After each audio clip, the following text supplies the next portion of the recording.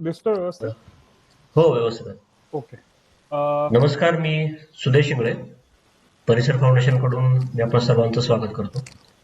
परिसंवाद या आमच्या ऑनलाईन उपक्रमामध्ये आम्ही वेगवेगळ्या विषयावर चर्चासत्र आणि व्याख्यानाचे कार्यक्रम ऑर्गनाईज करत आहोत. त्यात यावेळेस आपला विषय आहे महाराष्ट्र आणि वातावरण बदल. विषय घेण्याचं एक कारण असं होतं की क्लायमेट चेंज याविषयी आपण खूप ऐकतो, बोलतो, पण ते खूप लांबून ऐकतो. म्हणजे आपल्याला असं वाटतं की ही गोष्ट खूप लांब कुठेतरी ग्लेशियर वितळतंय, अंटार्क्टिकावर काहीतरी होतंय. पण हा विषय आपल्या घरात आलेला आहे, आपल्या आजूबाजूला घडत आहे आणि त्याविषयी बोललं जावं म्हणून महाराष्ट्र आणि वातावरण बदल असा विषय मी घेतला आहे. आज आपल्याला वक्ते म्हणून ऋषिकेश पाटील लाभलेले आहेत. ते एक पत्रकार आहेत. पर्यावरण संदर्भात कायद्यांचा त्यांचा अभ्यास आहे आणि त्या संदर्भात ते काम करतात. गोव्यामध्ये लेट इंडिया ब्रीथ या पर्यावरणविषयक काम करणाऱ्या एका संघटनेचे ते सदस्य आहेत. मी ऋषिकेश यांना विनंती करतो की त्यांनी आजच्या व्याख्यानाला सुरुवात करावी. त्याच्यानंतर आपण प्रश्नोत्तरांचं सेशन घेऊ. Rishikesh. Yes, thank you so much. पहिल्यांदा मी धन्यवाद म्हणेन, मला ही संधी तुम्ही दिली. अ, आणि जसं तुम्ही तुमच्या इंट्रोडक्शनमध्ये म्हटलात की क्लायमेट चेंज म्हणजेच वातावरण बदल ही कुठेतरी दूरवर घडणारी किंवा आपल्या दैनंदिन आयुष्याशी त्याचा काही संबंध नसणारी आपल्याला घटना वाटते.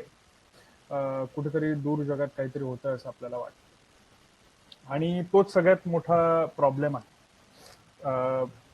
क्लायमेट चेंज आपल्या दैनंदिन आयुष्यावर भयंकर परिणाम करतो. आता मी कोकणातून येतो. आपल्याकडे आज महाराष्ट्रातल्या वेगळ्या भागातून लोक आलेले आहेत. आता क्लायमेट चेंजचं एक साधं उदाहरण मी देतो. आता मी काही वैज्ञानिक नाही आहे, मी रिपोर्टर म्हणून महाराष्ट्रातल्या वेगळ्या भागात फिरलेलो आहे. म्हणजे नैसर्गिक आपत्ती ज्या येतात त्यांचा परिणाम लोकांवर काय होतो त्याचा थोडाफार अभ्यास केलेला आहे, तो स्वतः जाऊन बघितलेला आहे. लोकांवर या गोष्टींचा गरीब लोकांवर, म्हणजे फक्त गरीब इकॉनॉमिकली नाही तर कास्ट वाईज सुद्धा जे मार्जिनलाइज कम्युनिटीज आहेत त्यांच्यावर क्लायमेट चेंजचा काय परिणाम होतो हे जवळून बघितलेलं आहे. तर या गोष्टींचा दैनंदिन म्हणजे क्लायमेट चेंजचा दैनंदिन जीवनावर कसा परिणाम होतो याचं मी उदाहरण देईन. की आपण गेल्या काही वर्षात बघितलं असेल की उन्हाळ्यात रेग्युलरली आपल्याला हीट वेव्हच्या वॉर्निंग दिल्या जातात, उष्माघाताच्या वॉर्निंग महाराष्ट्रात दिल्या जातात. आता मराठवाड्यात त्याची तीव्रता ऑफकोर्स जास्त असणार आहे. कोकणात त्याचा वेगळा परिणाम होतो. कोकणात हीट इंडेक्स नावाचा एक कॉन्सेप्ट आहे. म्हणजे जेव्हा तापमान 40 डिग्रीच्या वर जातं आणि जर हवेमध्ये ह्युमिडिटी असेल तर त्या दोघांचा एक कंबाईंड इफेक्ट होतो आणि हीट इंडेक्स म्हणतात त्याला. आणि तो हीट इंडेक्स फार डेंजरस आहे. म्हणजे जर आपल्याकडे तापमान 34 डिग्री असेल आणि जर हवेतली ह्युमिडिटी 90% जास्त असेल, जी कोकणात बऱ्याच ठिकाणी असते उन्हाळ्यात, तर माणसाला घाम येणं बंद होतं. म्हणजे प्रत्येक माणसामध्ये टेम्परेचर रेग्युलेट करण्यासाठी आपल्या बॉडीमध्ये सिस्टीम आहे, आपल्याला घाम येतो. पण हीट इंडेक्स हा असा एक टेम्परेचरचा बिंदू आहे, टेम्परेचर प्लस ह्युमिडिटी, की तिथे तुम्हाला घाम येणं बंद होऊन जातं. जरी तुम्ही उन्हात राहिलात किंवा सावलीत जरी आलात तरी तुमच्या बॉडीची ती टेम्परेचर रेग्युलेट करण्याची क्षमता संपून जाते आणि त्याला हीट इंडेक्स म्हणतात. आणि ती फार फेटल आहे. म्हणजे आपण अर्धा तास अशा वातावरणात राहिलो तर म्हणजे डॅमेज होऊ शकतात आपले बॉडी सिस्टम्स आणि मृत्यूही होऊ शकतो. म्हणजे केरळमध्ये 2 वर्षांपूर्वी बऱ्याच जणांचा मृत्यू झाला. नॉर्थमध्ये, उत्तर प्रदेशमध्ये हीट वेव्हमुळे बऱ्याच जणांचा मृत्यू झाला. आणि हीट वेव्हमुळे फक्त म्हणजे काय उष्माघाताने मृत्यू होत नाही, तर त्याचे फार दूरगामी परिणाम आहेत. म्हणजे तुमची लंगची कपॅसिटी कमी होते आणि जर तुमच्या वातावरणात प्रदूषण असेल तर मग त्याचा एक कॅरी फॉरवर्ड इफेक्ट होतो की तुम्हाला हीटवेव्हमुळे तुमचे लंग डॅमेज होतात. एअर पोल्युशनमुळे सुद्धा तुमचे लंग डॅमेज होतात. म्हणजे ते काय म्हणतात, ते सायकल निर्माण होते, व्हिशियस सायकल येते. तुम्ही एका इव्हेंट म्हणजे एका आपत्तीपासून दूर जाता, तुम्ही दुसऱ्या आपत्तीमध्ये ढकलले जातात. अशा प्रकारचा परिणाम होतो. कोकणाचा विषय करायचा झाला, मी कोकणाबद्दल का म्हणतोय, कारण कोकणात सह्याद्रीच्या रांगांमुळे आणि अरबी समुद्रांमुळे महाराष्ट्राला जो पाऊस मिळतो तो या भागामुळे मिळतो. तर त्याचा वाईट परिणाम क्लायमेट चेंजमुळे काय होतोय हळूहळू, की आपला जो इंडियन ओशन आहे त्याचं तापमान वाढायचं प्रमाण बाकीच्या सगळ्या महासागरांपेक्षा जास्त आहे. आणि त्यामुळे काय होतं की आपल्या अरबी समुद्रात गेल्या 5-6 वर्षात आपण बघतोय की दरवर्षी आपल्याला चक्रीवादळ दिसते. म्हणजे आधी असं होतं की बंगालच्या उपसागरात तुम्हाला चक्रीवादळ दरवर्षी दिसायची. मात्र आता हिंदी महासागराचं टेम्परेचर वाढल्यामुळे आणि त्यामुळे अरबी समुद्राचं पण टेम्परेचर वाढलं. त्यामुळे आपल्याला आपल्या अरबी समुद्रात आता सायक्लोन्स दिसायला लागतात. आणि या सायक्लोन्समुळे काय होतं, मान्सूनची जी सायकल आहे ती पूर्णपणे बिघडून जाते. म्हणजे तुम्हाला अवकाळ पाऊस बघायला मिळतोच, पण काय होतं की पावसाची तीव्रता वाढते. पण जो पाऊस 4 महिन्यात असा स्प्रेड आउट होऊन पडायचा, तो आता एका आठवड्यात किंवा एका महिन्यातच अति जास्त मुसळधार पाऊस पडतो. किंवा जो आठवडाभराचा पाऊस आहे तो एकाच दिवसात पडतो. आणि त्यामुळे फार जास्त नुकसान होतं. म्हणजे त्याची तीव्रता वाढते, पण त्याची ड्युरेशन आहे पावसाचं ते कमी होतं. त्यामुळे त्या पाण्याचा काही उपयोग नाही होत.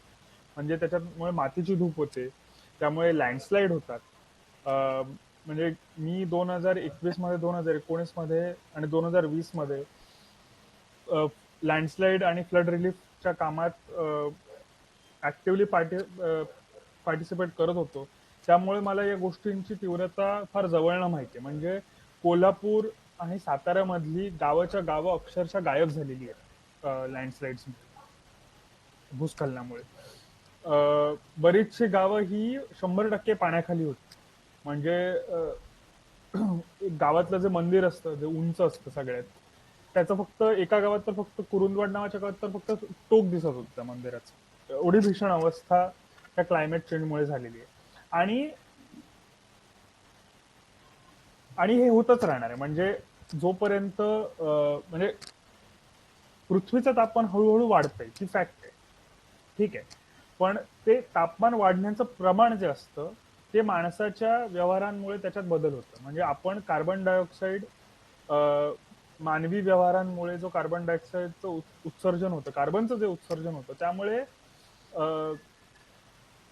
ग्रीन हाऊस गॅसेस एमिट होतात आणि त्यामुळे पृथ्वीचं तापमान वाढतं. आणि त्याचा जो वेग आहे तो इतका भयंकर आहे की आपण आता ऑलरेडी या वर्षी म्हणजे 2023 मध्ये 1.5 डिग्री म्हणजे जो थ्रेशोल्ड होता की 1.5 डिग्रीच्या वर तापमान वाढ होता कामा नये असं सगळ्या देशांनी मिळून ठरवलेलं 2015 मध्ये पॅरिस अग्रीमेंट मध्ये.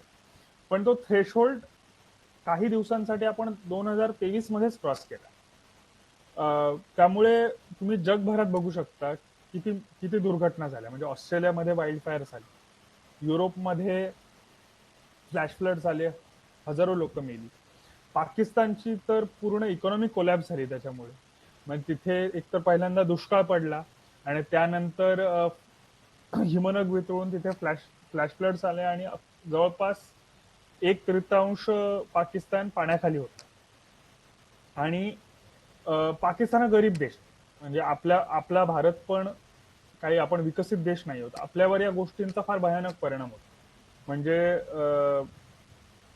I think International Labour Organization ह्याच्यावर सर्व्हे पण केलेला की क्लायमेट चेंजमुळे म्हणजे हीट वेव्हमुळे असेल किंवा कोल्ड वेव्हमुळे असेल किंवा अति पावसामुळे असेल, लेबरवर जो परिणाम होतोय त्याच्यामुळे करोडो रुपयांचं नुकसान प्रत्येक देशाला भोगावं लागतं जीडीपीच्या टर्म्समध्ये. तर आपल्यावर हे सगळे परिणाम होतात. आता ही झाली थोडीशी टेक्निकल बाजू. मी जास्त लक्ष आपल्या पब्लिक परसेप्शनकडे देऊ इच्छितो. आता एक 2022 मध्ये एक रिसर्च झालेला, climate change in Indian minds, म्हणजे भारतीय लोकांमध्ये क्लायमेट चेंज विषयी, वातावरण बदलाविषयी काय धारणा आहेत याविषयीचा हा रिसर्च झालेला. सुदेश, मी शेअर करू शकतो का स्क्रीन? हो हो. ओके.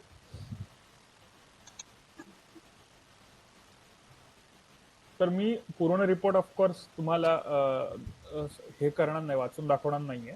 पण त्याचे एक्झिक्युटिव्ह समरी आहे त्या रिपोर्टची, ती मी तुम्हाला सांगेन की हा फार इंटरेस्टिंग आहे. 54% लोकांनी भारतातल्या सांगितलं की त्यांना ग्लोबल वॉर्मिंग आणि क्लायमेट चेंज विषयी थोडीफार माहिती आहे, थोडंसंच माहिती आहे काय आहे ते. आणि त्याच्यातल्या 35 जणांनी सांगितलं की फक्त 35 जणांनी सांगितलं की मीडियामध्ये क्लायमेट चेंज विषयी आठवड्यातनं एकदाच कधीतरी बोललं जातं.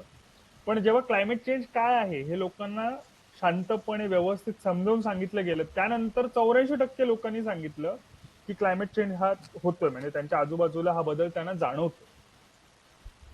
त्याच्यानंतर बघा 70% लोक म्हणतात की ह्युमन ऍक्टिव्हिटीज म्हणजे माणसाच्या व्यवहारांमुळे क्लायमेट चेंज होतोय, आणि 31% लोकांचं मत त्याच्यात आहे की नॅचरली या गोष्टी होत आहेत.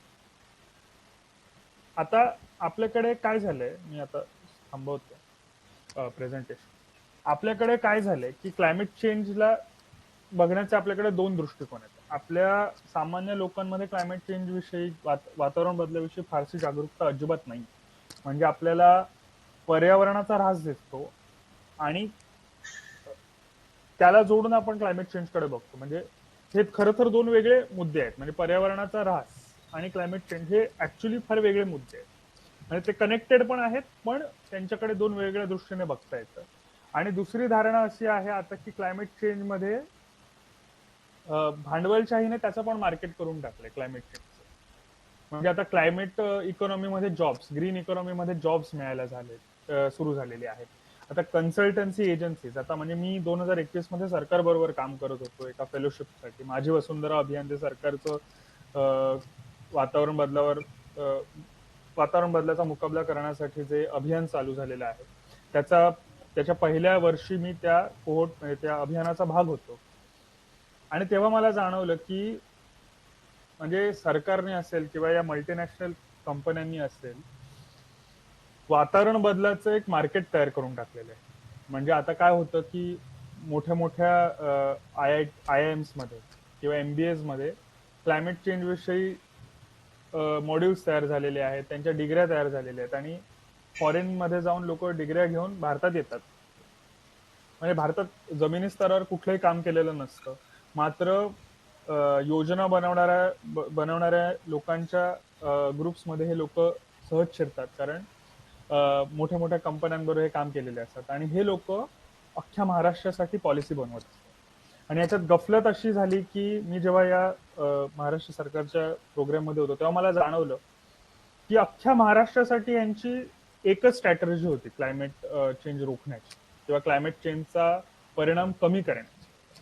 ती अति म्हणजे हा अप्रोच एकदम चुकीचा यासाठी आहे कारण महाराष्ट्र एकतर फार मोठं राज्य आहे, आणि कोकणाचा आणि मराठवाड्याचा पर्यावरणीय दृष्ट्या काहीच संबंध नाहीये. म्हणजे फारच वेगवेगळ्या टेरिटरीज आहेत, जॉग्रफीज आहेत. म्हणजे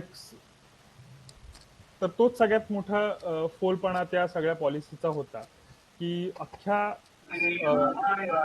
महाशिवरात्रीच्या दिवशी महादेवाच्या दिवस पाठवलं आणि तेवढंच माझ्या मनात शंकेची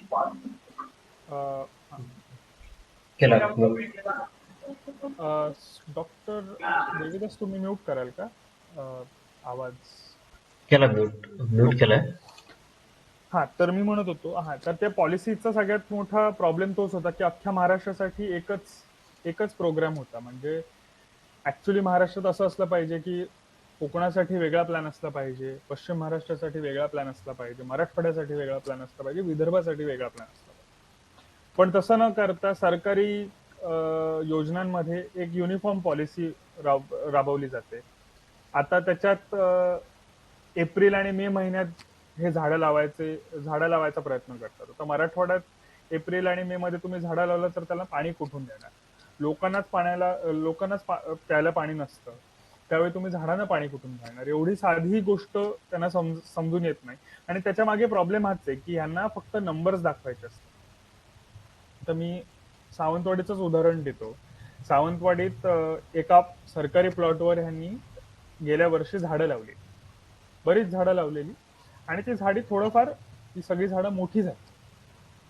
आता दुसऱ्या एका कामासाठी त्याच सरकारी प्लॉटवर कॅनलिंगचं काम चालू झालं, आणि त्या कॅनलिंगच्या कामासाठी ती सगळी झाडं सरकारनेच तोडली.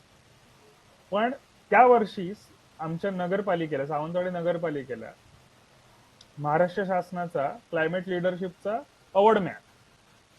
हा डेटा दाखवतो.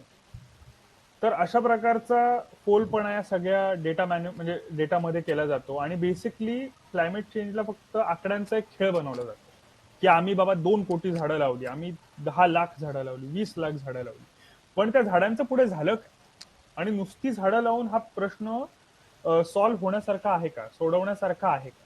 कारण एक रिसर्च मध्ये मध्यंतरी एक रिसर्च आला आणि त्याच्यामध्ये असं प्रूव्ह केलं गेलं की आपण पृथ्वीच्या सरफेसवर म्हणजे जितकी शक्य आहे तेवढी झाडं लावली तरी आपण क्लायमेट चेंज रोखू शकणार नाही, कारण आपलं जे कार्बन उत्सर्जन करण्याचं जे प्रमाण आहे ते कितीतरी पटीने जास्त आहे. त्यामुळे फक्त झाडं लावून हा प्रश्न सोडवण्यासारखा नाही. आपल्याकडे काय होतं, मंत्री असतील, आमदार असतील, खासदार असतील किंवा राजकीय नेते असतील, त्यांना एक पोलीस मिळालेली आहे की उद्या आपण जायचं, इव्हेंटबाजी करायची आणि लोकांना सांगायचं की आम्ही इथं बाबा 1000 झाडं लावली एका दिवसात, इथं 2000 झाडं लावली. त्याच्यानंतर काय होतंय कुणालाच कळत नाही. आता पर्यावरणीय कायद्यांचा जेव्हा अभ्यास करत होतो तेव्हा मला एक लक्षात आलं की जेव्हा एखाद्या प्रोजेक्टसाठी झाडं कापली जातात तर कॉम्पन्सेटरी फॉरेस्टेशन करावं लागतं. म्हणजे ते झालेलं जे झाडांचं नुकसान आहे ते भरून काढण्यासाठी एका दुसऱ्या प्लॉटवर जाऊन दुप्पट संख्येने झाडं लावावी लागतात. तर ईशान कुकरेती नावाचा एक पत्रकार आहे, त्याने गेल्या वर्षी एक इन्व्हेस्टिगेटिव्ह रिपोर्ट या कॉम्पन्सेटरी एफॉरेस्टेशन या योजनेवर त्याने इन्व्हेस्टिगेटिव्ह रिपोर्ट लिहिलेला आणि त्याला त्याच्यात मोठा स्कॅम आढळून आला की त्या झाडांचा सर्व्हायवल रेट हा 1% कमी आहे.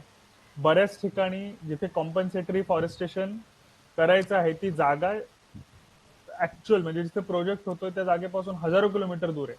म्हणजे मी उदाहरण देईन, गोव्याचं आता उदाहरण देईन. गोव्यामध्ये मध्यंतरी एका प्रोजेक्टसाठी झाडं कापणार होते, तेव्हा गोवा सरकारने कोर्टाला सांगितलं की आम्ही या प्रोजेक्टसाठी जी झाडं तोडणार आहे त्याचे दुप्पट झाडं आम्ही हरियाणामध्ये जाऊन लावू. म्हणजे गोव्यातली झाडं कापून हे लोक झाडं लावणार आहेत हरियाणामध्ये. तसंच अंदमान निकोबार मध्ये गेल्या वर्षी जवळपास 8 लाख झाडं कापण्याचं जे प्रपोजल आलं त्याचं पण तसंच की आम्ही झाडं कुठेतरी भारतातल्या एका दुसऱ्या कोपऱ्यात जाऊन लावू. अशा प्रकारचा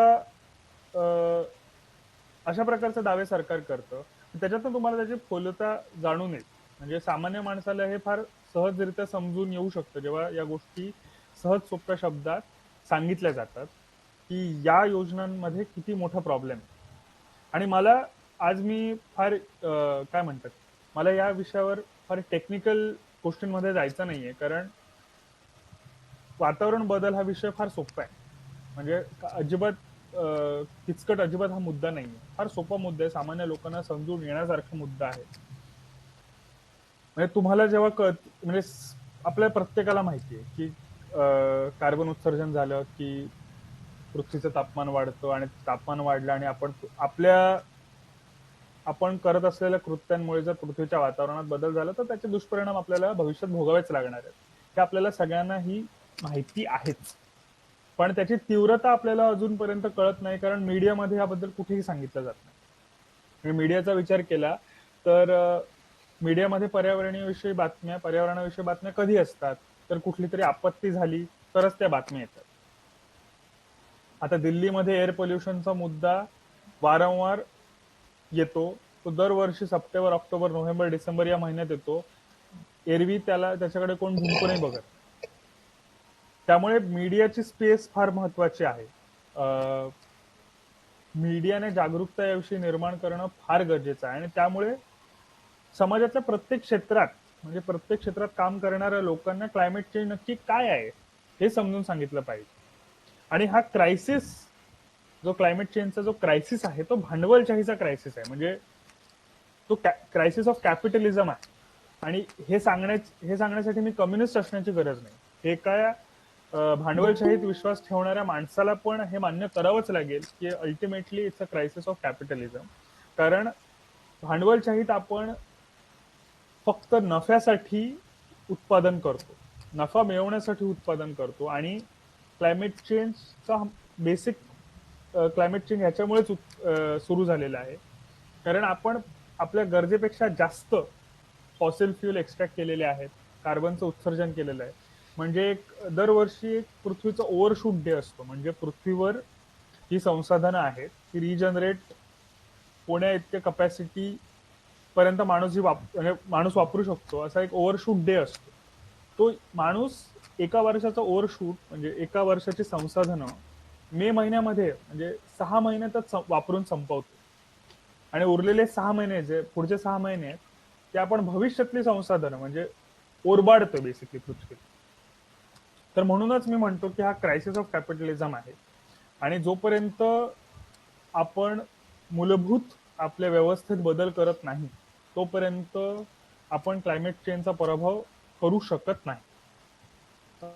म्हणजे लोक म्हणतात की काहीतरी टेक्नॉलॉजीमध्ये फार ऍडव्हान्समेंट होईल आणि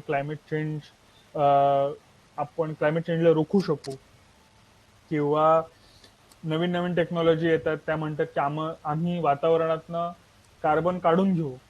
तर शास्त्रज्ञांनी हे प्रूव्ह केलेलं आहे की या सगळे हे जे टेक्नॉलॉजिकल सोल्युशन्स आहेत ते पुरेसे नाही आहेत क्लायमेट चेंज रोखण्यासाठी.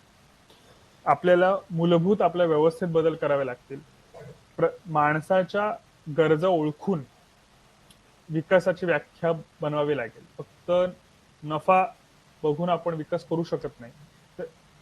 आणि तोच एक म्हणजे ग्लोबल लेवलचा जर विचार करायचा झाला तर जागतिक पातळीवर ज्या क्लायमेट कॉन्फरन्सेस होतात, कॉप होते, कॉन्फरन्स ऑफ पार्टीज म्हणतात त्याला, दरवर्षी ती देशातल्या वेगळ्या भागात होत असते. 2023 मध्ये दुबईमध्ये झाली आणि त्याच्यात सगळ्यात हास्यास्पद बाब अशी आहे की त्या वातावरण बदलाची जी कॉन्फरन्स होती त्याचा जो अध्यक्ष होता तो एका पेट्रोल कंपनीचा मालिक होता. म्हणजे दुबईमध्ये ही कॉन्फरन्स झाली आणि ऍडनॉक ही जी कंपनी आहे ती पेट्रोलियम कंपनी आहे, तिचा अध्यक्ष त्या कॉपचा अध्यक्ष होता. तर तुम्ही बघू शकता की किती म्हणजे खोलवर ही सिस्टीम क्लायमेट चेंज विषयी कुठलंही ठोस पाऊल घेण्यापासून पळ काढायचा प्रयत्न करते. म्हणजे अगदी सगळ्यात मोठ्या कॉन्फरन्स लेवलला पण अशी माणसं आहेत ज्यांना क्लायमेट म्हणजे पर्यावरणाविषयी किंवा क्लायमेट चेंज विषयी जराही गांभीर्य त्यांच्याकडे नाही. त्यांना फक्त स्वतःचा नफा बघायचा आहे. आणि मी या डिबेटचा उल्लेख यासाठी केला की भारत हा विकसनशील देश आहे, डेव्हलपिंग कंट्री आहे आणि जगामध्ये वाद आहे. त्याच्यातला एक प्रमुख वाद आहे की global north versus global south. तर ग्लोबल नॉर्थ म्हणजे काय, तर विकसित देश, युरोप असेल किंवा अमेरिका असेल किंवा ऑस्ट्रेलिया असेल, न्यूझीलंड असेल, हे सगळे विकसित देश आहेत. त्यांचा जीडीपी खूप हाय आहे, लोकांचं राहणीमान खूप चांगलं आहे.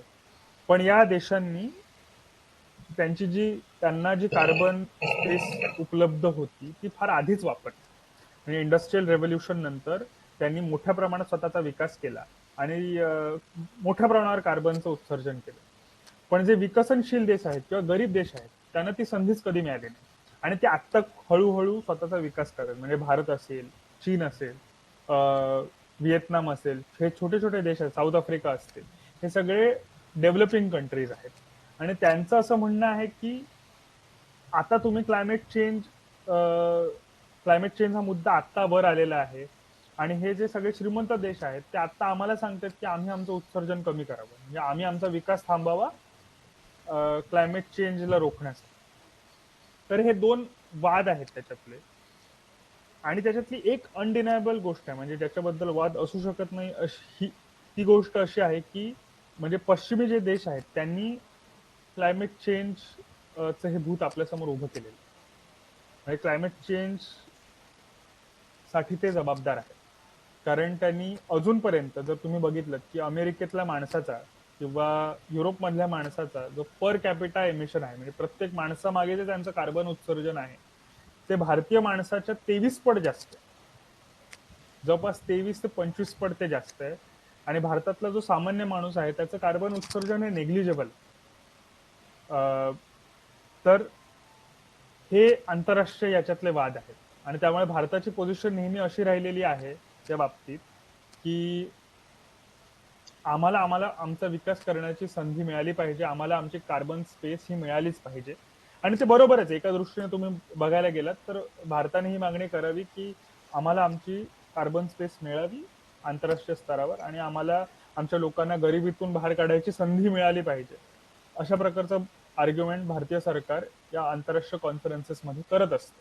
पण यामध्ये सगळ्यात फंडामेंटल प्रॉब्लेम हा आहे की भारत त्याला मिळालेल्या कार्बन स्पेसचा वापर कसा करतो. म्हणजे कार्बन स्पेस म्हणजे फक्त कार्बन उत्सर्जन करण्याची परमिशन नाही, तर त्याद्वारे श्रीमंत राष्ट्रांकडनं बराचसा पैसा पण भारताला मिळतो. पण त्या पैशाचा आणि त्या कार्बन स्पेसचा वापर भारत आपल्या देशातल्या गरीब जनतेची काय म्हणतात, आर्थिक स्थिती सुधारण्यासाठी किंवा त्यांची सामाजिक स्थिती सुधारण्यासाठी त्याचा वापर करतोय, की तिथे पण भारतात एक श्रीमंत वर्ग निर्माण झालाय जो या सगळ्या कार्बन स्पेसचा वापर करतोय, म्हणजे तो सगळ्यात जास्त कार्बन उत्सर्जन करतोय, तो सगळ्या विनाशकारी प्रकल्पांना मंजुरी देतोय किंवा त्याची ओनरशिप त्याच्याकडे आहे. तर तशाच प्रकारचा एक रिसर्च भारतात पण पब्लिश झालेला आहे की भारतातल्या जवळपास 70% जे कार्बन एमिशन आहे, म्हणजे कार्बन उत्सर्जनाचं 70% जो प्रमाण आहे, ते जवळपास 10% लोकांकडनं केलं जातं. म्हणजे 10% जे अतिश्रीमंत लोक आहेत त्यांच्याकडनं सगळ्यात जास्त कार्बन उत्सर्जन केलं जातं.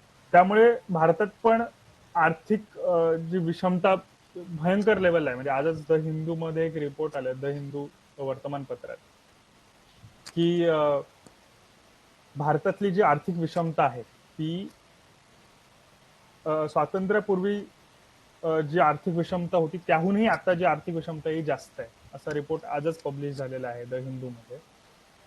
तर हाच मोठा प्रॉब्लेम आहे की आपण आपल्याला जी कार्बन स्पेस मिळतीये त्याचा वापर लोकांच्या सार्वभौम विकासासाठी करत नाहीये, तर काही लोकांची खळगी भरण्यासाठी आपण त्याचा वापर करतोय.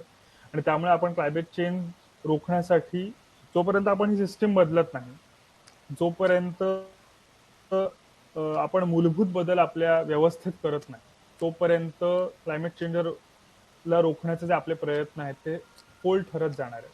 म्हणजे आपण आंतरराष्ट्रीय स्तरावर आपली बाजू इझिली मांडू शकतो, कारण आपण फार मोठे गुन्हेगार नाही, पण आपलं एमिशन पण फार काही कमी नाही. आपल्याकडे 140 कोटी लोकांचा आपला देश, कधी ना कधी भविष्यात आपल्यावरही ती जबाबदारी येणार आहे क्लायमेट चेंज रोखण्याची. तर तेव्हा आपल्याला विचार करावा लागेल की आपण आपल्या लोकांसाठी, आपल्या सामान्य जनतेसाठी काय करतोय. म्हणजे मी गेल्या काही महिन्यांपूर्वी मी दिल्लीला होतो आणि हीट वेव्हचा म्हणजे उष्माघाताचा गरीब लोकांवर काय परिणाम होतो याच्यावर मी रिसर्च केला होता आणि त्याद्वारे काही प्रबंध लिहिले होते. तर त्याच्यात पण प्रकर्षाने तेच पुढे आलं की क्लायमेट चेंजचा सगळ्यात वाईट परिणाम देशातल्या गरीब जनतेवर होतो. त्यांच्याकडे कुठलेही रिसोर्सेस नाही, त्यांच्याकडे राहायला घर नाही, प्यायला पाणी नाही, संडास नाही, बाथरूम नाही. त्यांच्यावर क्लायमेट चेंजचा सगळ्यात जास्त परिणाम होतो. आणि हे कॉमन सेन्स आहे, म्हणजे आपल्याला माहिती की उद्या कुठलीही आपत्ती आली, नैसर्गिक आपत्ती आली, पूर आला, भयानक पाऊस पडला, तर त्याचा परिणाम सगळ्यात जास्त कोणावर होतो, तर तो नेहमीच गरिबांवर होतो. त्यामुळे आपल्या देशातल्या सरकारला याचा विचार करावा लागेल की आपण आपल्या गरीब जनतेचे प्रश्न कसे सोडवू. म्हणजे जर उद्या राहायला घरं त्यांना मिळाली किंवा प्यायला दररोज पाणी मिळालं, तर ते क्लायमेट चेंजचा सामना करण्यासाठी ते पण महत्वाचं आहे. हीट वेव्ह पासनं बचाव करण्यासाठी एका माणसाला घर मिळणं ही फार महत्वाची गोष्ट आहे. त्यामुळे क्लायमेट चेंजसाठी सोल्युशन शोधणं म्हणजे काही रॉकेट सायन्स नाही. ते जे उपाय आहेत ते फार सोपे उपाय आहेत, साधे उपाय आहेत. सगळ्या लोकांना घरं मिळावीत, सगळ्या लोकांना आर्थिक सुबत्ता त्यांच्या घरात यावी, जेणेकरून ते स्वतःचा बचाव करण्यासाठी सक्षम होतील. ही एक फार बेसिक गोष्ट आहे जी सगळ्यांनी आपण लक्षात घेतली पाहिजे. आणि त्यासाठी जे जीडीपी बेस्ड इकॉनॉमी जे म्हणतो ना आपण, की जीडीपी आपला विकासाचा मार्ग ठरवते, ते नोशनच फार चुकीचं आहे. जीडीपी आणि क्लायमेट चेंज हे अँटीथेटिकल आहेत एकमेकांच्या. म्हणजे एका बाजूला आपण अनियंत्रित प्रॉफिट्स आणि दुसऱ्या बाजूला क्लायमेट चेंजला रोखण्याचे प्रयत्न हे आपण एकत्र करू शकत नाही. आपल्याला आपला एक मार्ग ठरवावा लागणार की आपल्याला क्लायमेट चेंज पासून स्वतःचा बचाव करायचा आहे, की आपल्याला काही 1%, 2% लोकांची पोटं भरण्यासाठी आपल्याला आपला आपले सगळे नैसर्गिक संसाधनं, आपला आपला कोळसा, आपली वीज, या सगळ्याचा वापर 1 किंवा 2% लोकांची पोटं भरण्यासाठी करायचं. हे आपल्याला ठरवायचं. म्हणजे आता आपण एका विरुद्ध दिशेला चाललोय की आपल्याकडे मोठे मोठे 8 लेनचे हायवे होत आहेत, मोठे मोठे प्रोजेक्ट्स येत आहेत. त्याचा फायदा, आणि हे काय सरकारी प्रोजेक्ट नाहीत, हे प्रायव्हेट कंपन्यांच्या हातात आहेत. त्याचे सगळे प्रॉफिट ह्या प्रायव्हेट कंपन्यांना होतात. सरकारला याच्यातनं फार कमी पैसा मिळतोय, नेग्लिजिबल पैसा मिळतोय. आणि या काही धनाढ्यांच्या प्रॉफिटसाठी आपण आपल्या लोकांचे रिसोर्सेस, आपल्या जनतेचे रिसोर्सेस हे दावणीला लावतोय. हे समजून घेतलं पाहिजे. म्हणजे आज आपल्याला कशाची गरज आहे, इमिजिएटली आत्ताच्या घडीला आपल्याला कशाची गरज आहे, तर पब्लिक ट्रान्सपोर्ट चांगला करायची गरज आहे. म्हणजे आपले एसटीच्या बसेस आहेत, त्यांना मॉडर्नाइज करण्याची गरज आहे, त्यांची संख्या वाढवण्याची गरज आहे. आपल्याकडे जी रेल्वेची सुविधा आहे त्याला चांगलं करण्याची गरज आहे. ते करण्याच्या ऐवजी आपण काय करतोय, तर आपण प्रायव्हेट कार, लोक जास्तीत जास्त प्रायव्हेट गाड्या कशा खरेदी करतील ह्याच्याकडे आपण लक्ष देतोय. आपण 6 लेन 8 लेनचे हायवे बांधतोय जंगलं तोडून. समृद्धी महामार्ग असेल, आता कोकणात येणारा ग्रीनफील्ड हायवे असेल, आपण जंगलं तोडून 8 लेनचे हायवे बांधतोय. पण आपल्याकडे जे पब्लिक ट्रान्सपोर्ट सुविधा ज्या चांगल्या, वर्षानुवर्ष लोकांनी त्याचा वापर केला आणि अजूनही लोक मोठ्या संख्येने ज्याचा वापर करतो, त्याच्याकडे मात्र आपण फार दुर्लक्ष केलेलं.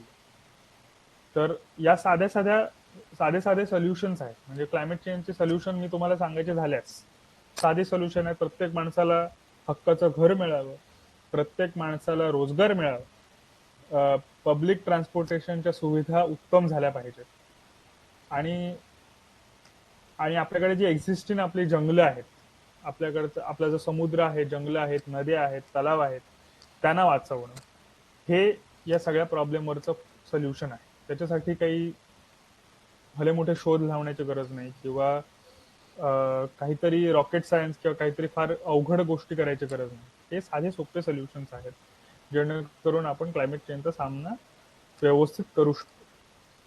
आपण सुदेश, माझं झालंय, प्रश्न ओके, घ्यायचे असतील तर घेऊ. धन्यवाद ऋषिकेश. आता आपण प्रश्नोत्तराला सुरू करूया. ज्यांचा काही प्रश्न असेल त्यांनी अनम्यूट करावा आणि विचारावं. माझाच एक प्रश्न होता की परिसरकडून आम्ही काय करू शकतो, म्हणजे तू काय सुचवशील आम्हाला? परिसरकडनं लोकल लेवलला तुम्ही, म्हणजे आता मला माहित नाही तिकडची अवस्था काय आहे, तिकडच्या ह्याची अवस्था काय आहे, जॉग्रफीची, पण पब्लिक ट्रान्सपोर्टेशन चांगलं करण्यासाठी तू प्रयत्न करू शकतोस. म्हणजे ज्या गावात तुम्ही राहता किंवा ज्या गावात तुमचा संपर्क आहे तिथे बसेसच्या फेऱ्या वाढाव्यात यासाठी प्रयत्न करू शकता. तुम्ही त्या जॉग्रफीमध्ये, म्हणजे तुम्ही ज्या भागात राहतात तिथे सूट होतील अशी झाडं तुम्ही लावू शकता, ज्यांचं कार्बन सिक्वेस्टेशन करण्याचं, म्हणजे कार्बन रोखून धरण्याची क्षमता ज्या झाडांची जास्त आहे, अशी झाडं, नॅचरल त्या अधिवासातली झाडं लावू शकता. आणि त्यांची निगा राखणं फार महत्वाचं आहे. नुसतं झाडं लावून काही होत नाही. तर झाडे लावा, झाडे जगवा, हे ऍक्च्युली आपल्याला प्रत्यक्षात आणावं लागेल. कारण बऱ्याचदा काय होतं, जेव्हा सरकारी प्रोजेक्ट येतात आणि सरकारी लोक जेव्हा झाडं लावायला जातात, तेव्हा ती अकेशियाची झाडं लावतात किंवा कुठल्या तरी इन्व्हेजिव्ह स्पीसीज लावतात, जेणेकरून ज्यांचा फायदा तर काही होत नाही, पण नुकसान जास्त होतं त्या झाडांकडून. तर हे काही छोटे छोटे सोल्युशन्स आहेत. तुम्ही तुमच्या कचरा प्रश्नाविषयी काम करू शकता. म्हणजे आता आपल्याकडे वेस्ट मॅनेजमेंटची फार वाईट परिस्थिती आपल्या प्रत्येक ग्रामपंचायत आणि प्रत्येक नगरपालिकेत आहे. तर त्याविषयी तुम्ही रिसायकलिंग प्लांट्स उभे करू शकता. त्याच्यासाठी तुम्ही पत्र लिहून, अर्ज लिहून कळवू शकता. आणि जर तुम्हाला कुठे पाण्याचं प्रदूषण किंवा हवेचं प्रदूषण दिसत असेल, तर तुम्ही सरळ प्रदूषण नियंत्रण जे मंडळ आहे त्याला पत्र लिहून त्याच्याविषयी कळवू शकता. आणि त्यांनी जर त्याच्यावर कारवाई नाही केली तर तुम्ही पब्लिक इंटरेस्ट लिटिगेशन पण फाईल करू शकता. तुमचं आता जवळचं जे खंडपीठ असेल मुंबई हायकोर्टचं, त्या खंडपीठात पब्लिक इंटरेस्ट लिटिगेशन पण सामान्य माणूस दाखल करू शकतो. त्याला वकिलाची पण गरज नसते. तुम्ही इन पर्सन अपिअर होऊ शकता आणि कोर्टाला सांगू शकता की आमच्या इथे हा पर्यावरणीय ही पर्यावरणीय समस्या आहे आणि त्याच्यावर कुठलीही कारवाई सरकार करत नाही, वारंवार कळवू नये, तुम्हीच त्याच्यावर काहीतरी कारवाई करा. अच्छा. म्हणजे आमच्यात आजचाच विषय आहे. बोल. 3-4 दिवसांपासून परिसराच्या समोर एक छोटासा टेकडी होती.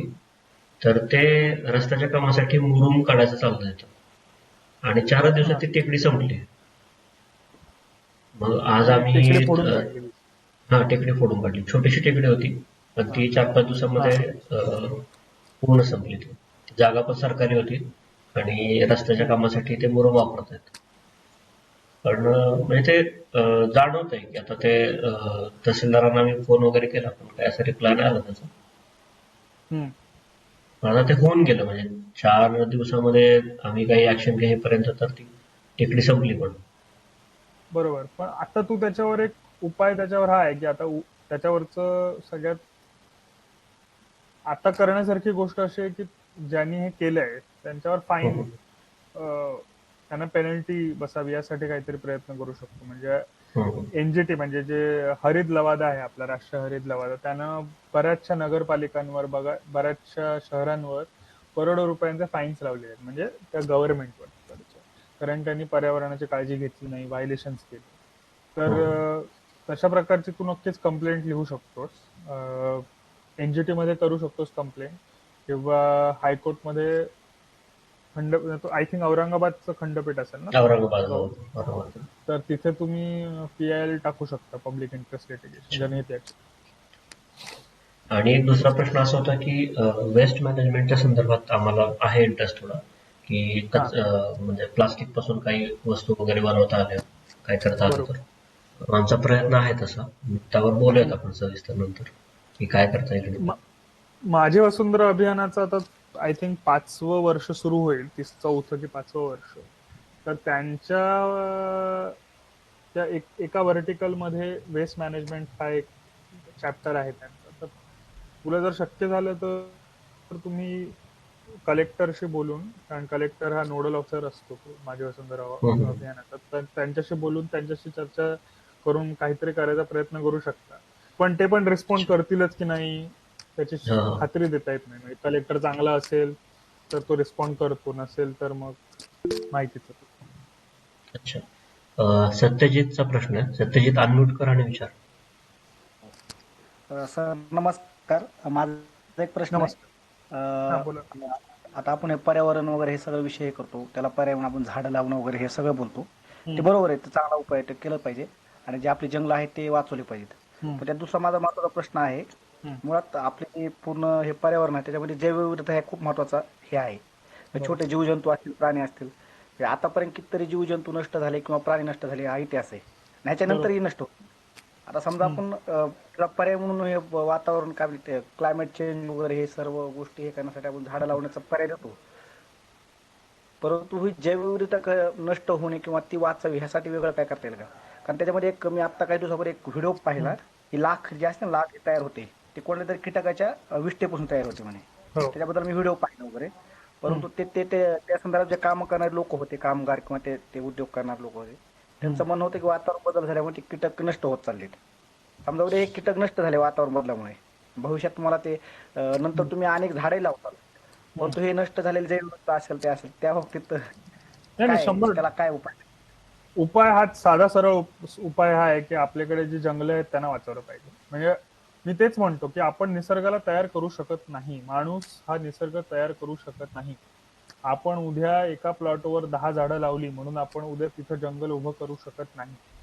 जंगल पृथ्वी स्वतः, प्रॉब्लेम काय माहितीये, आपण जेव्हा पर्यावरण बदल, वातावरण बदल असेल किंवा पर्यावरणाचा जेव्हा विषय येतो, तेव्हा माणूस म्हणून आपण नेहमी काय बोलतो की आपण पृथ्वीला वाचवतो. आपण पृथ्वीला नाही वाचवत आहोत, आपण आपल्याला स्वतःला वाचवायचं. पृथ्वी, आपण जरी नसलो तरी पृथ्वी असणारच. म्हणजे त्याच्यावर काही वर्षांपूर्वी एक रिसर्च पेपर आलेला की उद्या जर माणूस एकाएकी गायब झाला पृथ्वीतून, अख्खी माणूस प्रजाती नाहीशी झाली, तर 50 एक वर्षात निसर्ग रिकॅप्चर करेल पूर्ण पृथ्वी. म्हणजे म्हणूनच मी म्हणतोय की त्याच्यावर तुम्ही जो प्रश्न विचारला त्याचं उत्तर हेच आहे की बायोडायव्हर्सिटी जी नष्ट होते, जैवविविधता जी नष्ट होतीये, तिला रोखण्यासाठी सगळ्यात महत्वाचा आणि सगळ्यात इम्पॉर्टंट जो उपाय आहे तो म्हणजे जंगलतोड थांबवली पाहिजे. आपल्या एक्झिस्टिंग जंगलांना वाचवलं पाहिजे, कारण झाडं लावून आपण जंगल भरू शकत नाही. अजून कोणाचा प्रश्न आहे का?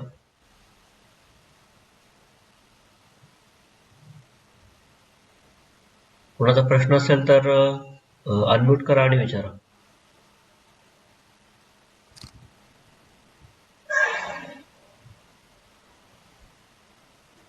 हॅलो. Hello sir. हा बोला. हा बोला मॅडम. नमस्कार सर दोघांना पण. सर माझा एक क्वेश्चन असा आहे की आपण क्लायमेट चेंज बद्दल बोलतो. टेम्परेचर वगैरे वाढलेलं आहे आणि हं, त्याच्यासाठी आपण फॉरेस्ट किंवा आपले झाडं पर्यावरणासाठी खूप महत्वाचे आहेत. पण बरोबर. हे करत असतानाच एक मला असं अनुभव आलेला आहे, म्हणजे बार्शी तालुक्यामधून मी बोलते, हा. की टेम्परेचर वाढत असताना पर्यावरणाचा ऱ्हास तर होतच आहे, परंतु वॉटर हार्वेस्टिंग हा मोठा प्रॉब्लेम निर्माण होऊ लागलेला आहे.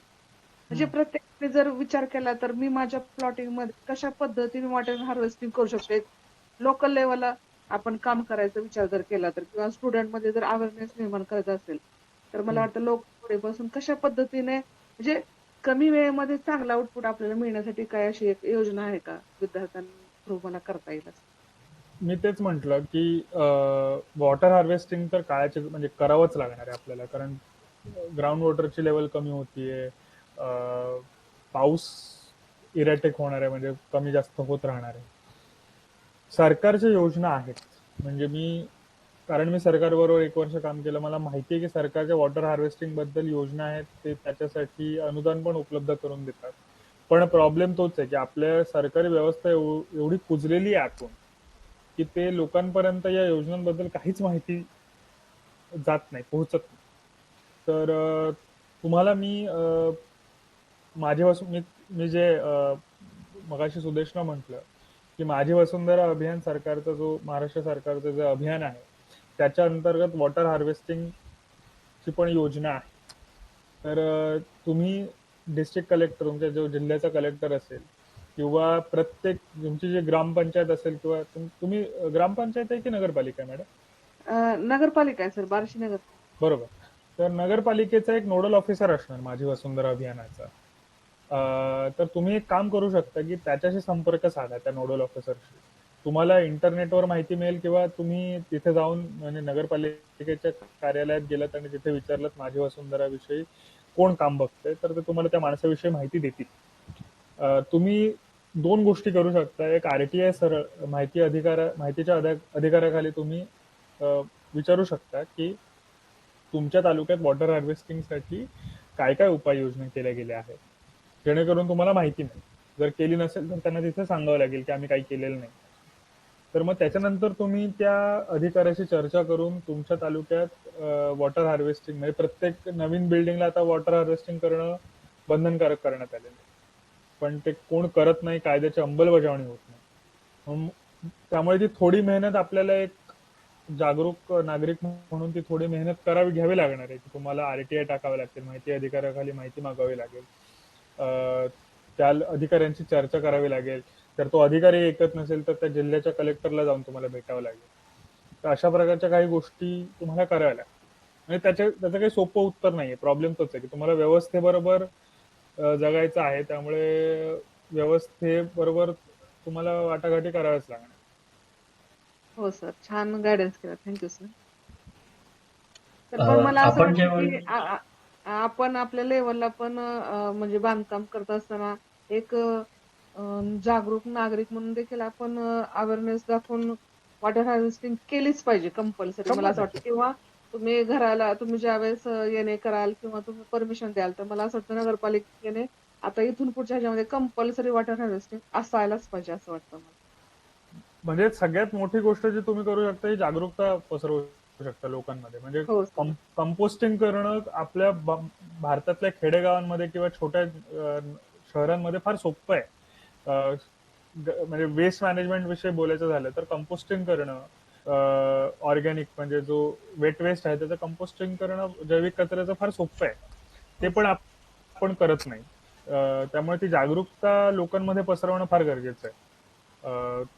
ते जर तुम्ही केलं तरी म्हणजे इट्स अ बिग थिंग. म्हणजे मला ऍक्च्युली आवडेल म्हणजे वेस्ट संदर्भात आम्ही वर्कशॉप्स घेऊ शकतो लेट इंडिया ब्रिजच्या माध्यमातून तुमच्या संस्थेबरोबर किंवा लोकांबरोबर. Okay sir, Yes. Okay, thank you sir. आपण एक नेहमी पाहतो ना की आपण असं काय बोलायला गेलं पर्यावरणाच्या ऱ्हासाविषयी किंवा हम्म.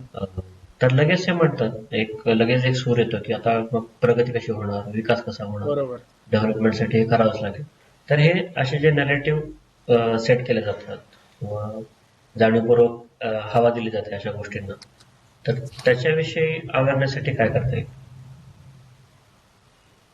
म्हणजे विद्यार्थ्यांमध्ये प्रॉपर? आपण असं मी जे म्हणूया की बरोबर म्हणजे मगाशी मी जे म्हंटल ना मी त्याच्यासाठीच तो क्रायसिस ऑफ कॅपिटलिझम याच्यासाठीच म्हटलं की आपण जो आपले रिसोर्सेस आता वापरतोय म्हणजे ती अवेअरनेस करण्यासाठी एक साधा उपाय एक आहे की गेल्या म्हणजे आता भांडवलशाही 1990 नंतर सोव्हिएतच्या कोलॅप्स नंतर भांडवलशाहीची निर्विवाद सत्ता आहे, बरोबर.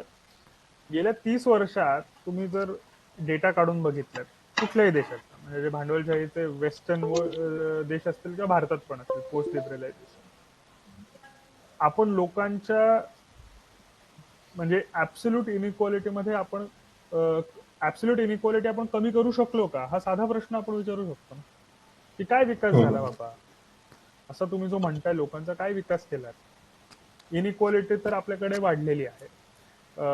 बाकीच्या गोष्टीमध्ये हेल्थच्या बाबतीत सुद्धा पण प्रायव्हेटायझेशन करून गावागावातनं शिक्षण आणि हेल्थची पण वाट लावलेली आहे. तर ही विकासाची definition is definitely not working. म्हणजे हे जर असं चालू राहिलं तर परिस्थिती आणखी बिघडत जाणार आहे. आणि एक रिसर्च पेपर तुला मला सांगायला आवडेल की एक रिसर्च हा जो प्रश्न विचारण्यात आला हा यावर्षी म्हणजे दुबईला गेल्या वर्षी जी क्लायमेट कॉन्फरन्स झाली तेव्हा प्रश्न त्या कॉपच्या अध्यक्षाने म्हणजे ज्याचा मी उल्लेख मगाशी केला जो ऑइल कंपनीचा एक मालिक आहे त्या मालकाने हा प्रश्न लोकांना विचारलेला की तुम्ही म्हणताय क्लायमेट चेंज मग आपण विकास कसा करायचा, लोकांना गरिबीतनं बाहेर कसं काढायचं.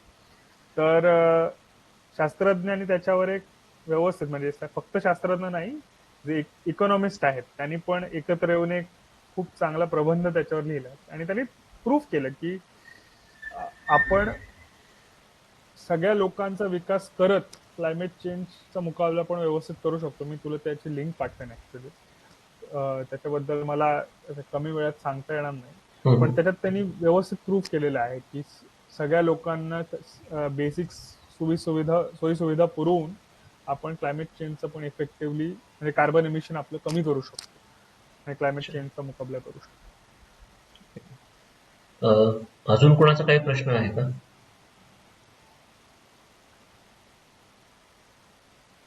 निलिमा मॅम. हा, सत्यजित. माझा सर प्रश्न आहे. प्रश्न नाही माझा, मला ते फक्त थोडस जाणून घ्यायचं होतं ते आता लडाखला सोनम वांगचुक जे उपोषणा बसतात ह्यात बरोबर हा खूप महत्वाचा प्रश्न क्लायमेट चेंज संदर्भात बरोबर. एक्झॅक्टली ते 10वी अनुसूची लागू करा वगैरे. बरं मला वाटतं थोडक्यात ते जर सांगितलं तर काही तर तो सोनम वांगचुक यांचा मुद्दा तोच आहे की आधी काश्मीर जेव्हा एक राज्य होतं वेगळं तेव्हा तिथे बाहेरच्या लोकांना तिथं जमीन घेण्यापासून मज्जाव केला गेला होता. त्यामुळे तिकडची बऱ्याच अंश तिकडची जमीन, तिकडचं जंगल, तिकडची जी इकॉलॉजी आहे ती शाबूत राहील. आणि पण त्याच्यानंतर जेव्हा 370 कलम हटवलं गेलं त्याचा उदो झाला सगळीकडे की 370 हटवलं चांगलं केलं वगैरे वगैरे. त्याच्याबद्दल मी बोलणार नाही कारण तो आपला विषय नाही. पण त्याच्यानंतर काय झालं तर मोठ्या म्हणजे त्याच्यात रिलायन्स आणि अदानी बऱ्याच मोठ्या प्रमाणावर आणि बऱ्याचशा भांडवलदारांनी लडाख खोऱ्यात कारण लडाख हे टुरिस्ट डेस्टिनेशन पण आहे आणि काश्मीरमध्ये मोठ्या प्रमाणावर जमिनी खरेदी करायला सुरुवात केली. आणि मध्यंतरी तिथे बातमी पण आलेली की तिथे एका धातूचा साठा तिथे सापडलाय काश्मीरमध्ये आणि लिथियमचं. लिथियमचा, बरोबर, लिथियमचा. तर तर त्या नैसर्गिक संसाधनांवर डोळा आहे लोकांचा.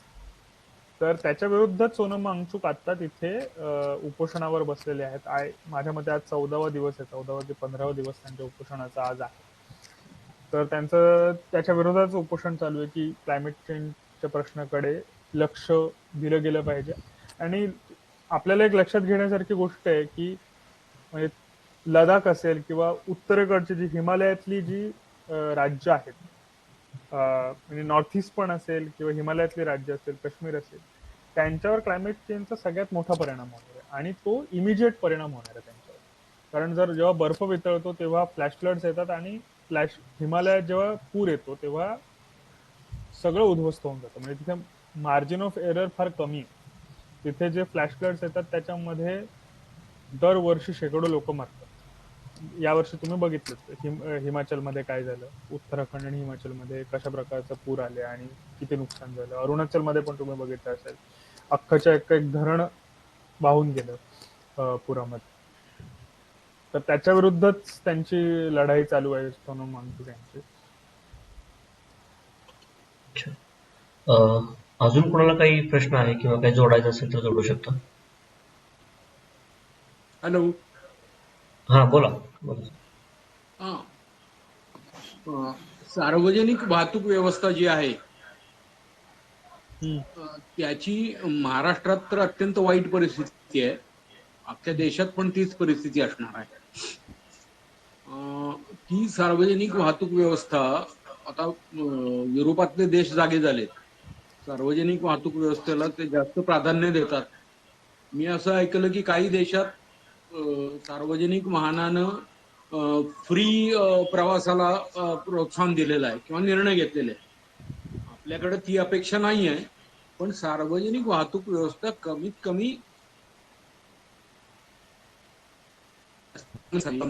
लोकांनी प्रवास करावा, लोकांना एवढी तरी वाहतूक पाहिजे. यासाठी राज्य शासनानं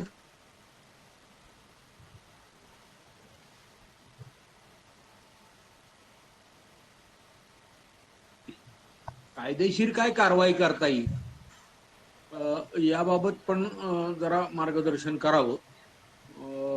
आणि वाहन उत्पादन हे मोठा एक स्फोट झालेला आहे देशात. वाहनं कुणी खरेदी करावीत याला काही धरबंद राहिलेलं नाही. मी असं ऐकतो की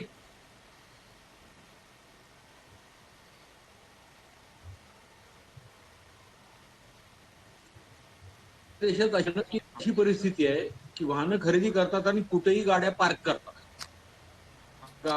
गावात पार्किंगला गाडी कुठं लावायची पहिला प्रश्न निर्माण होतो. तर आपल्याकडे असा काही कायदा करता येईल का की बाबा तुमच्याकडे खाजगी पार्किंग नसेल तर तुम्हाला गाडी खरेदी करता येणार नाही. एक गोष्ट.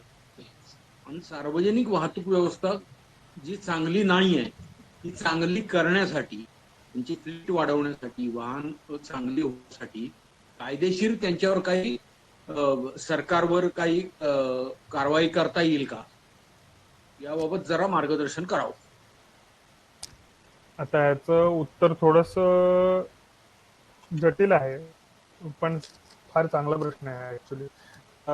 तर जसं तुम्ही म्हटलात ना की युरोपमध्ये म्हणजे जर्मनी असेल, त्यांनी पब्लिक ट्रान्सपोर्ट हा ऍब्सोल्युटली फ्री केलेला आहे.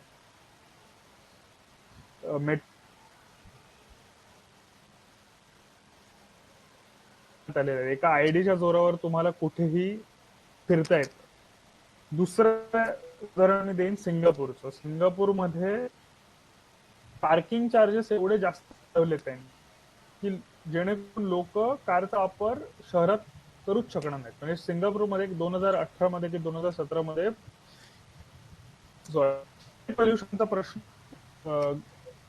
ऐरणीवर आलेला, कारण तिथे AQI म्हणजे जो एअर क्वालिटी इंडेक्स असतो तो 160 आणि 200च्या घरात पोहोचलेला. म्हणजे तुम्हाला ऐकून हसायला येईल, म्हणजे 160 आणि 200 या भारतातल्या मोठ्या शहरांमध्ये ही नॉर्मल लेवल आहे. मुंबईत तुम्ही आज BKC किंवा मुंबईच्या जरा इंडस्ट्रियल भागात गेला तर आता सुद्धा तिकडची एअर क्वालिटी ही 250 आणि 300च्या घरात असते. दिल्लीमध्ये तर विचारायलाच नको. दिल्लीमध्ये 160 म्हणजे खूप चांगली एअर क्वालिटी मानली जाते. पण सिंगापूरमध्ये जेव्हा 160 एअर क्वालिटीची पातळी जेव्हा 160 वर घसरली, तेव्हा त्यांनी एक आठवडा शहरातल्या गाड्या पूर्ण बंद करून टाकल्या. आणि त्यानंतर त्यांनी एकदम कडक कायदे आणले की ज्यांच्या एकतर गाड्यांच्या एकूण संख्येवर, शहरातल्या गाड्यांच्या एकूण संख्येवर त्यांनी नियंत्रण आणलं. आणि त्यानंतर जर नवीन गाड्या घ्यायच्या असतील लोकांना तर त्याच्यावर त्यांनी निर्बंध आणले की जुन्या गाड्या जोपर्यंत स्क्रॅप होत नाही तोपर्यंत नवीन गाड्या घेण्याची परवानगीच नाही.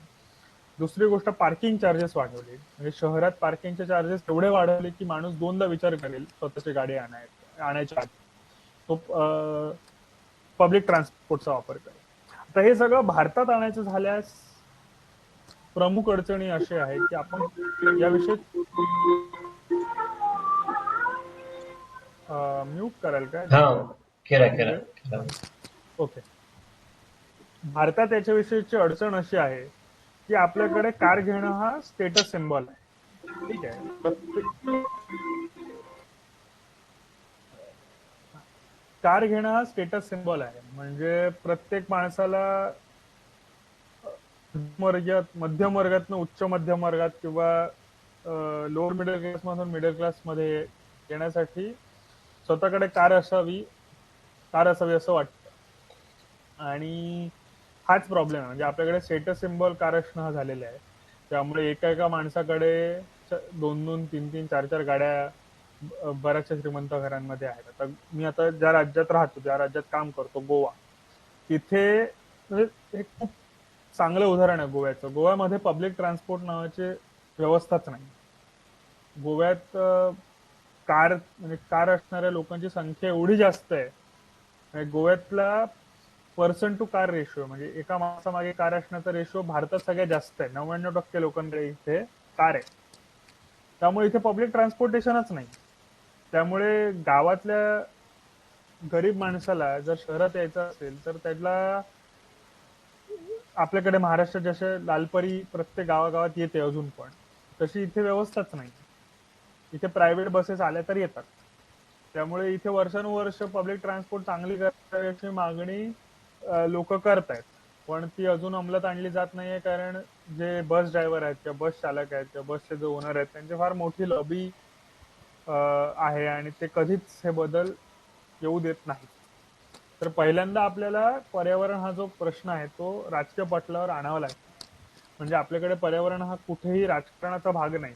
पर्यावरण हा मुद्दा तो जोपर्यंत राजकारणाच्या पटलावर येत नाही, सिरियसली पर्यावरणाचा विचार केला जात नाही राजकारण्यांद्वारे, तोपर्यंत हे सगळे पॉलिसी लेवलचे प्रश्न आहेत. म्हणजे इथे तुम्ही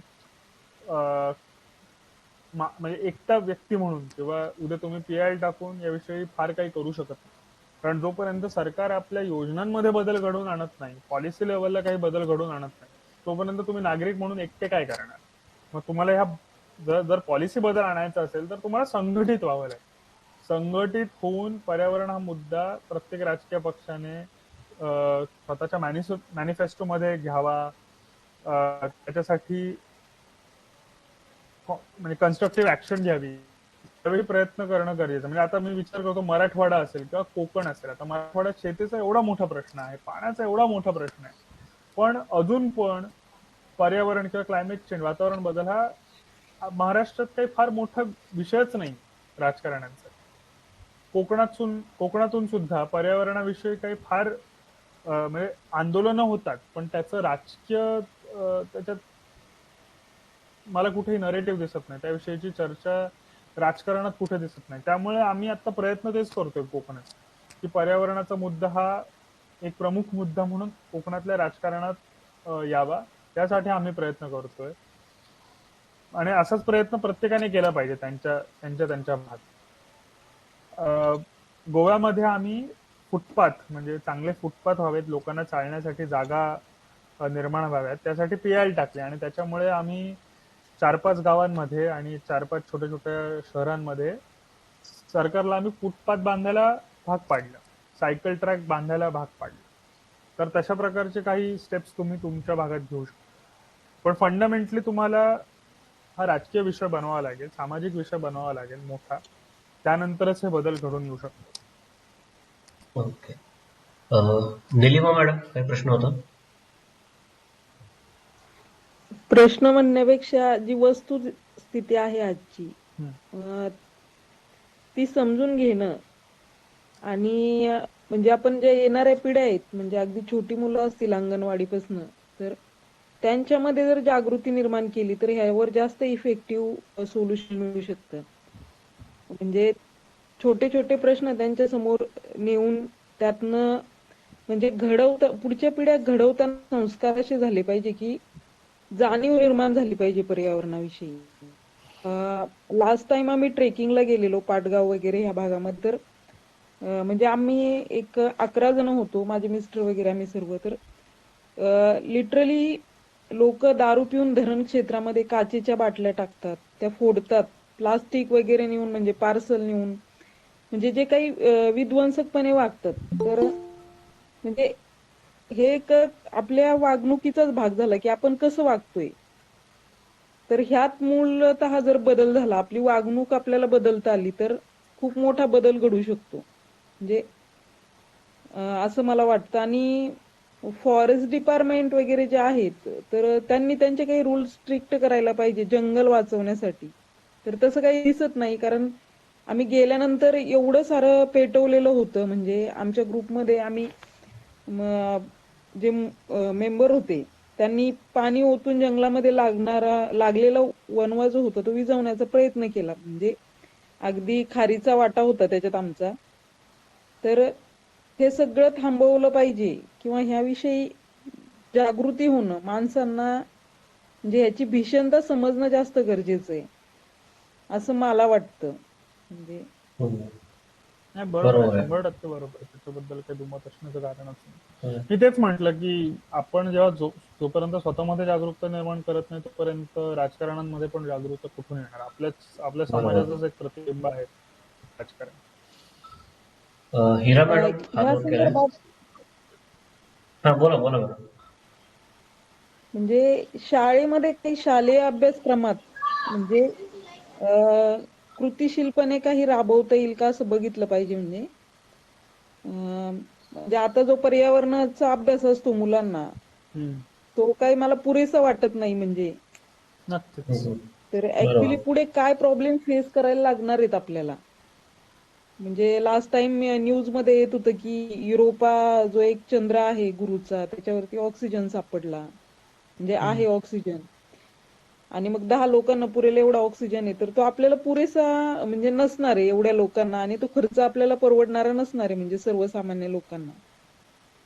तर म्हणजे जे काही आपल्याला स्वप्न दाखवली जात आहेत, म्हणजे तर ती स्वप्न किती घातक असू शकतात. म्हणजे युरोपावरचा चंद्र आणण्यासाठी आपण इथे जे विध्वंसक हे करून पैसे कमवणार आणि मग तिकडनं ऑक्सिजन आणणार.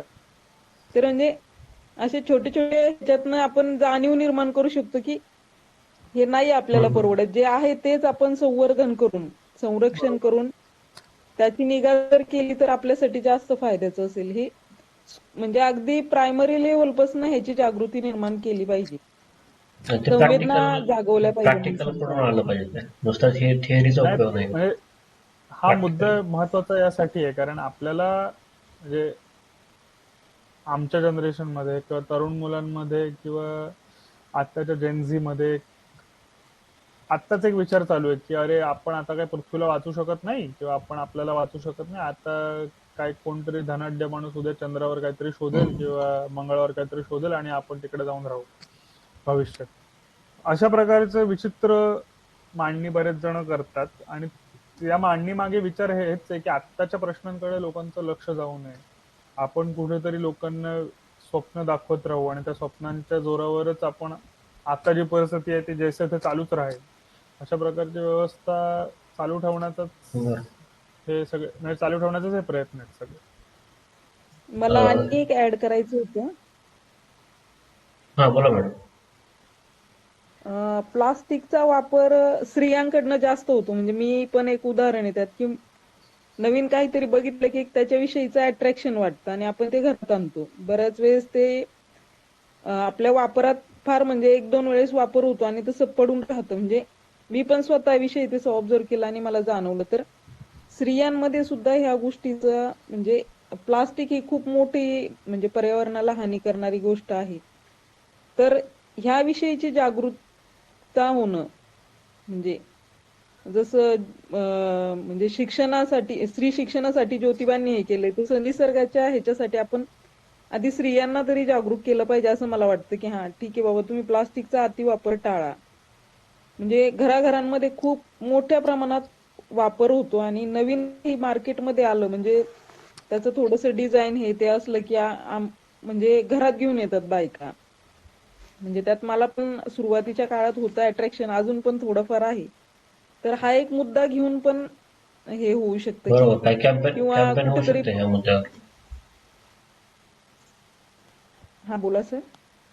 हा, कॅम्पेन होऊ शकते म्हटलं या मुद्द्यावर, की हां, हां. Awareness exactly. कॅम्पेन. एक्झॅक्टली. हिरा मॅडम, काही प्रश्न आहे? हा मला विचारायचंय ऋषिकेशला, हम्म. चिपको आंदोलनाबद्दल काय सांगशील? म्हणजे चिपको. हो, मला माहिती आहे चिपकॉन. तर तुम्हाला हा काय जाणून घ्यायचं? ते आंदोलन आता कोणत्या अवस्थेत आहे, की पूर्णपणे विझलेलं आहे? त्याचे काही चांगले परिणाम घडून आले किंवा नाही? चिपको आंदोलनात पुनरावृत्ती बऱ्याच ठिकाणी झाली. म्हणजे आम्ही जेव्हा मुंबईत मी शिकत असताना आरेचं आंदोलन चालू होतं तेव्हा सुद्धा आम्ही चिपको आंदोलनामधूनच स्फूर्ती घेऊन तिथे पण तशाच प्रकारचं आंदोलन करायचा प्रयत्न केला. जेव्हा छत्तीसगडमध्ये हसदेवचं हम्म. जंगल वाचवण्याचा विचार म्हणजे जेव्हा प्रयत्न चालू होता तेव्हा पण चिपको आंदोलनाचाच आधार घेऊन तिथेही आदिवासी स्त्रियांनी महिलांनी झाडांना मिठ्या मारल्या आणि त्या झाडांना पाडण्यापासून वाचवलं. तर हा. त्याची म्हणजे चिपको आंदोलन हा एक विचार आहे आणि तो विचार पुढे असा चालूच राहणार आहे. आणि म्हणजे मी तेच म्हटलं, पर्यावरणाविषयीची जी जागरूकता आपल्या लोक म्हणजे जे आपले आदिवासी आहेत किंवा जे निसर्गपूरक आयुष्य जे जगतात लोक, त्यांच्या नसानसात ते भिनलेलंच आहे. त्याला वेगवेगळ्या स्वरूपात वेगवेगळ्या ठिकाणी त्याचं पुनरुज्जीवन होत असतं. उन्हाचं कोण येते असं जळायचं?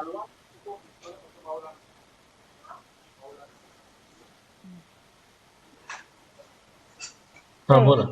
आपल्या ह्या चर्चेतून असं सतत जाणवतंय की हे केवळ व्यक्तिगत पातळीवर घडवता येणारी गोष्ट नाही आणि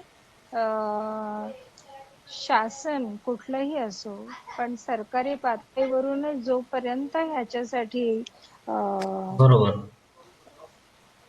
काही साधक बाधक हालचाली पावलं व्हायला उचलली हव्यात. जात नाही, हम्म. चांगले कठोर नियम केले जात नाहीत, ते राबवले जात नाहीत, तोपर्यंत पर्यावरणाच्या याची समस्या सुटेल असं काही मला वाटत नाही. नाही, मी म्हणजे बरोबर आहे. म्हणजे मी तेच म्हणत होतो की पर्यावरणाची समस्या एका व्यक्तीने उद्या ऋषिकेश पाटीलने ठरवलं की आपण पर्यावरण बदल थांबवू तर ते इम्पॉसिबल. हा. बऱ्याच देशांना एकत्र येऊन बऱ्याच सरकारांना एकत्र येऊन याच्याविषयी ठोर पावलं उचलावी लागणार आहे. आणि आपल्याकडे वेळ कमी उरलाय.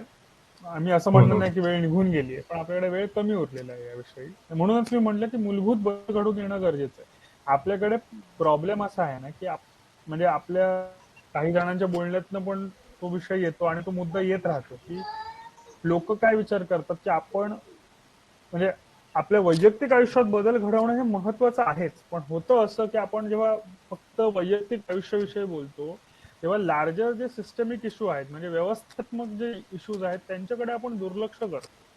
म्हणजे आज मी इथे प्लास्टिक वापरणं बंद केलं पाहिजे, बरोबरच, पण मी हे प्लास्टिक विषयी प्रबोधन करत असताना उद्या माझ्या देशातल्या कुठल्या तरी एका भागात लाखो झाडांचे कत्तल एका विकासाच्या प्रोजेक्टसाठी होणार असेल, त्याच्याकडे जर मी दुर्लक्ष करणार जर मी त्याच्याकडे दुर्लक्ष करणार असेल तर त्या प्लास्टिक बंदीचा काय म्हणजे उपयोग नाहीये.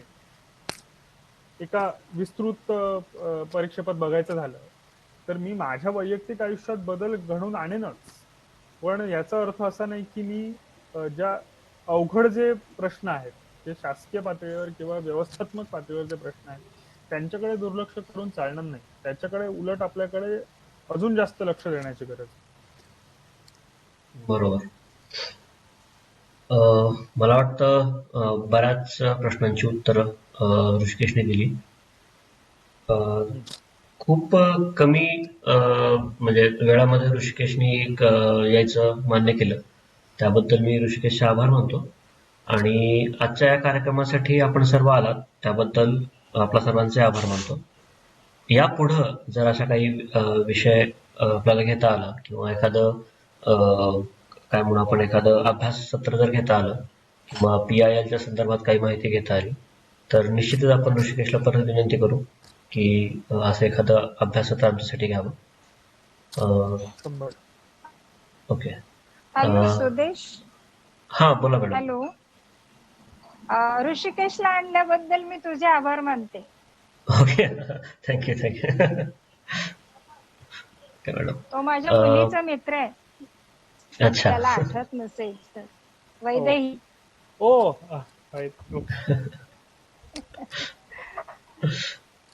छान वाटलं. ओके. आजचा कार्यक्रम संपला असं मी जाहीर करतो आणि पुढील कार्यक्रमाची लिंक आपल्याला लवकरच मी पाठवू. धन्यवाद. Thank you so much.